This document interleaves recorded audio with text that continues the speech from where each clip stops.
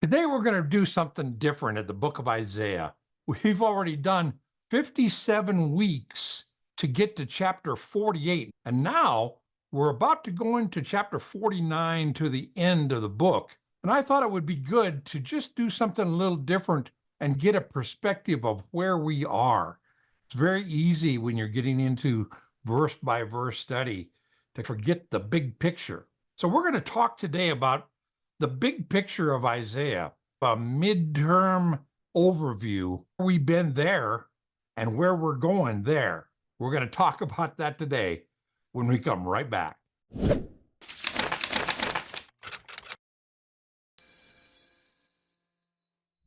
Hi, and welcome to Bible Study with Friends, where our goal is to help you get more impact from your Bible study. I'm here with my friend Jake Curtis, and Jake and I are going to continue our study in the book of Isaiah. And we thought it would be an interesting thing to stop for a second. Jake and I have done 57 weeks of Bible studies in the book of Isaiah. We've been going verse by verse through 48 chapters. And I thought it would be good, Jake, to stop for a second and get a sense of where we are before we go into chapter 49. And I'll show you why in a second. But as we're doing these studies, we've done 57 weeks now in a very intensive study in the book of Isaiah. What is your impression so far of the book? Maybe what you've learned that you didn't know before? Give me an impression. I think the biggest impression that I've had studying so far is God's will be done. He is sovereign.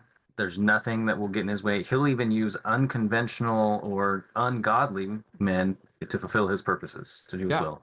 God can use unbelievers in our lives. He can use circumstances. He can use miracles. God is God, and he can be sovereign over the activities of man. And that's one of the lessons we see in Isaiah. What have you learned in Isaiah that you didn't know before we did our study? I think I didn't realize how many prophecies that God has prophesied about and then that were actually fulfilled since that prophecy. And Good. we're probably going to get into some that haven't yet been fulfilled, but Oh, yeah, there's a ton more to come in the book of Isaiah. But yeah. even in the first 48 chapters, there's a lot of prophecies. Back in chapter 7 about Emmanuel is going to be born, God with us. He's going to become a man. Great prophecies like that. And people hear about the book of Isaiah a lot because it's quoted in the New Testament. You hear sermons about verses in the book of Isaiah. But not a lot of people have a concept of the totality of what the book is about, kind of the theme of the book. Now, a few people would know before we started this study, I knew that the book was divided basically in half. Up to chapter 39, we had that concept that there is now a split.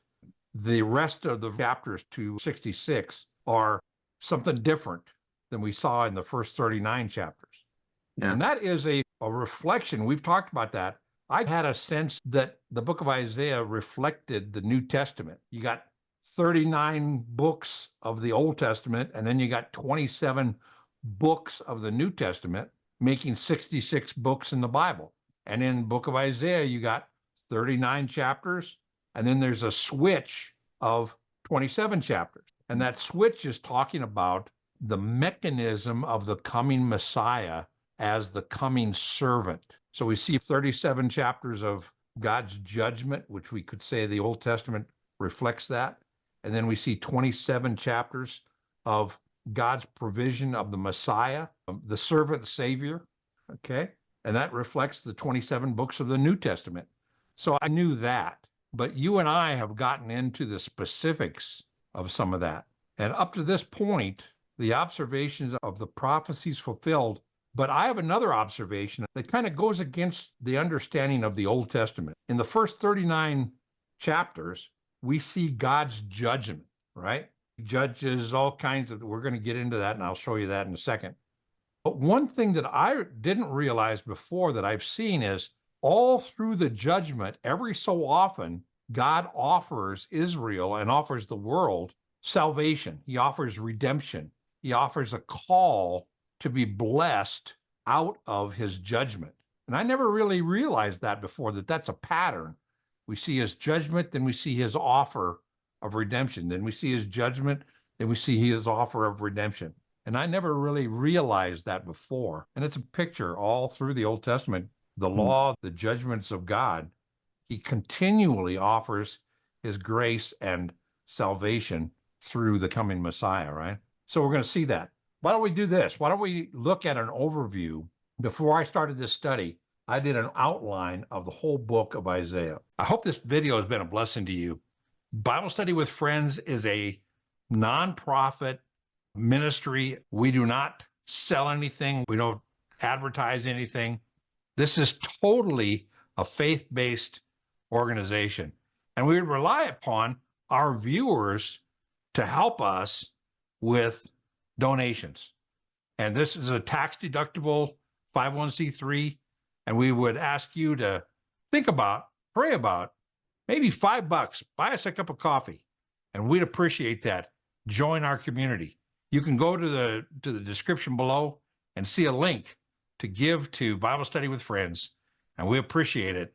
And now back to our study. And so we got here, and this is not from me. This is a resource I got from the Bible Knowledge Commentary that I've helped use to study this book. And what we see here is an outline. And the first 39 chapters, the heading is the retribution of God, the judgments of God, right? We've talked about that. And you see the first 6 chapters, there's the introduction to the book, but then there's God's lawsuit against the nation. And this is where we talked about Israel wasn't taking God seriously, and they were just flipping off the worship services. And God says, I don't do that. And then he goes in chapter 2, right away, there's an affirmation of restoration available. He gives the ability to reaffirm. That's when he says, come now, let us figure together, and your sins will be washed as white as snow. Then it goes into the idea of the present condition and future consequences of his judgment, the worthless vineyard of Israel, the indictment of the sin of Israel, and then Isaiah's commission to come to present the message of redemption to Israel. Then it goes into the next section that we talked about, and that is all these prophecies of deliverance from chapter 7 to chapter 12. That's where we see the birth of Emmanuel in chapter 7, the coming Messiah, the deliverer. The talking about the northern kingdoms are going to be taken, but the southern kingdom is going to be spared. And then it talks about Assyria coming in and attacking the northern kingdoms. Then it goes into another section from 13 to 23 on all the judgment on the nations that we saw. And you and I slogged through this because it's not really pleasant. Right. Yeah. Remember, we talked about God's judgment on Babylon, on Philistia, on Moab, on Damascus, the land of whirring wings coming in with destruction, his judgment on Egypt, on the desert, on Edom, on Arabia, on Jerusalem, and on Tyre, up to chapter 23. We see all this judgment. And a lot of people that study Isaiah, Jake, start to study it, and they get into all these chapters of judgment and all this, man, oh man, and they stop reading the book, and they miss what's coming, okay? So I want to give this overview of let's not miss what's coming by getting into these weeds here. Now, we talked about this in chapter 24 to chapter 27. There is a prophecy of the punishment and the blessings of the coming kingdom. Chapter 24 is the coming judgment. Then chapter 25 through 27 is the blessings of the kingdom for those people who repent and come back to God, right? And then we see the woes. Remember those? The woe to Ephraim, the woe to Judah. Then it continues on, the 5 woes up to chapter 33, which we finished a few weeks ago. Then we see this same pattern again of God's judgment, the Lord's day of vengeance, okay? And then we see the day of blessing offered to people who will get serious about God's judgment and repent. So that's that same pattern of judgment, blessing, judgment, offer of salvation. That is the book of Isaiah. And I think that's a key takeaway for us looking at the overview. It's not all bad news. God continually offers blessings and good news for those people who take the message seriously and repent. And then there's a historical interlude that we talked about, we just finished in chapter 36 and 37, talking about Assyria, and then Judah's captivity in Babylon is prophesied, and the prophecy was that that captivity was going to end. And we got that in chapter 39. Then the second half of the book starts. And this is where we see the New Testament portion, okay? Let's talk about it that way. 27 chapters from chapter 40 to chapter 66 on God's deliverance. And we saw 40 to 48. We just finished chapter 48. And in these last few weeks, we've done the majesty of God, the challenge to the nations to come to God, the individual servant contrasted with the servant nation. Remember this, the servant nation was Babylon, the non-believing nation that God used to bring about a call for the individual servant. Okay. Then the promise to regather the unworthy servant, the Lord's uniqueness as the only God. We just talked about that up in chapter 45. The Lord's superior over the Babylonian idols. Remember that? And now we're coming to the exhortation for Israel. Now, what has been the exhortation to Israel all through the book? Listen, come unto me. Listen and come unto me. And finally, here he's saying, now, not only come to me out of the desire to obey and follow me as your God, but now he's going to get into how they can repent and come by coming through the servant. Mm-hmm. So now he's talking about the restoration by the suffering servant. And the suffering servant is a code we're going to see all through the rest of the book, talking about Jesus as the suffering servant, not coming as the conqueror with weapons, but coming as a servant. You remember that prophecy we saw earlier in the book about the first time Messiah comes, he's going to come gentle. He's not even going to break a reed. He's going to be very gentle. The second time he comes, he's going to come in judgment with the sword. But the rest of this book is going to be talking about the suffering servant, okay? And we're going to see that as we go into the verse by verse for the rest of the book. Starting at chapter 49 to 57, this restoration by the servant. So all this time he's been saying, repent, come back to me, repent, come back to me, and I'll bless you and I'll restore you. And they go, what's the restoration going to look like? How is the restoration going to work? And that's chapter 49 to 57. The restoration, the servant to be rejected, prophecy. Then the remnant, the people that believe in the servant, they're going to be exalted. The servant is going to be exalted. Salvation is going to come from the servant. So these are meaty, great verses. And chapter 53 is the chapter that Jesus gets up in the synagogue in the New Testament and reads and says, today this has been fulfilled in your hearing. I'm here. I'm the suffering servant. So these are crucial chapters. I'm really looking forward to getting in with you. And then the end of the book is this restoration by God's initiative. In other words, this is grace, God reaching out to man. You're getting this picture of the suffering servant, but the function of the suffering servant is God reaching out to mankind, offering salvation through the servant.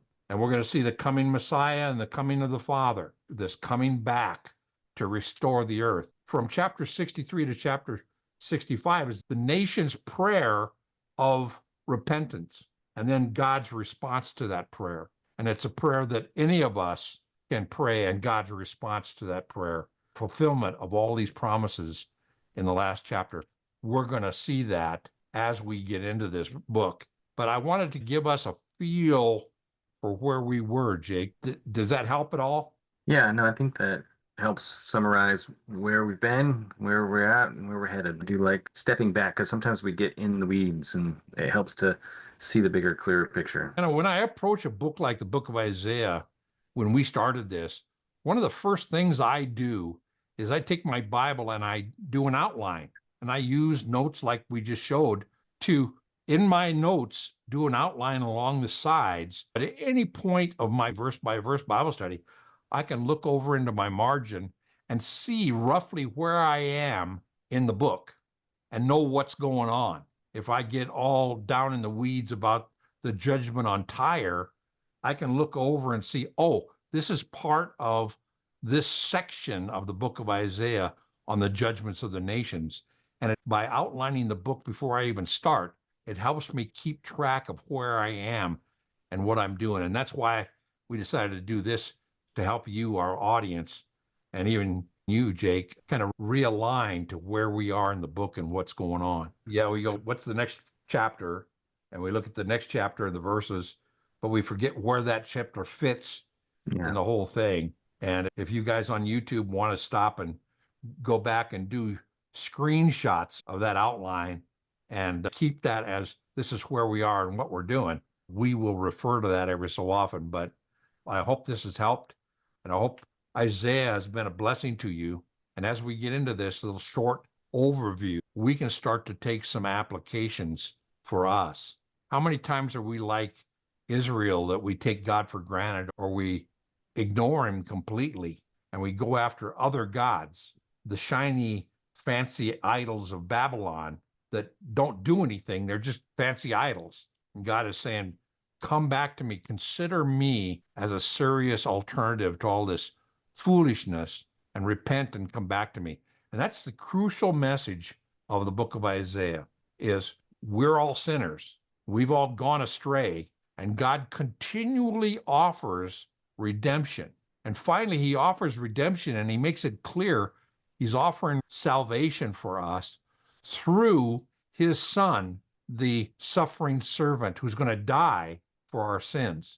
And that's going to be very clear in the rest of the chapters of Isaiah, is that the suffering servant is going to suffer for you and me and the nation of Israel and the world in order to make salvation possible. And the good news is he does it. We don't have to earn it. And we'll talk more and more about that as we go. Any other observations about the book in general, or our study up to this point? No, it's been really interesting just to see the level of detail that God is in, and that he cares about individuals as much as he cares about the world in general. And over a year ago, when you and I talked and you wanted to do a verse by verse study in the book of Isaiah, I told you that we were going to get into some details that a lot of people never spend the time really studying Isaiah to get these truths. Mhm. And we've been in it for 57 weeks. They've been great weeks. I've enjoyed them immensely. I've taught sections, but this is the first time I've taught the whole book verse by verse. And it's been a blessing to be with you. And I hope it's been a blessing to our YouTube audience. And if it has, be sure to hit the like button and the subscribe button. And if you really want to help this ministry, down below, there's a possibility of hitting the super thanks button, and you can donate a couple of bucks. And that all goes to helping more productions like this in the book of Isaiah, in the Old Testament and New Testament. We hope you join us.